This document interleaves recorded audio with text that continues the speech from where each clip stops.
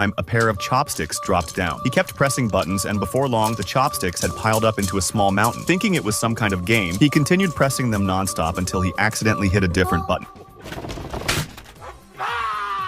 After spending what felt like ages experimenting, he still hadn't found a single clue about how to open the door. All he had to show for it was a pile of useless junk. Frustrated, he threw a balloon, which accidentally hit another button. A plate of sushi immediately dropped from above. Starving, he was thrilled. But he quickly noticed there was no soy sauce in the small dish. He pressed every nearby button, hoping to find some. But all that came out was even more sushi. With no other choice, he filled his stomach first. After forcing himself to eat all the sushi, he pressed another random button.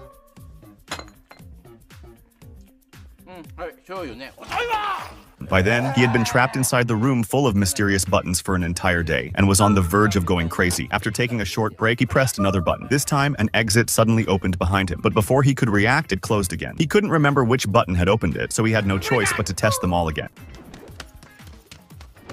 After countless attempts, he finally found the correct button. He rushed toward the exit, but the moment he released the button, the door slammed shut again. He moved a vase onto the button, hoping it would hold it down. Instead, the button lifted the vase into the air, so he kept pressing the sushi button until the vase was completely filled with sushi. He tried again, but this time, he pressed the wrong button.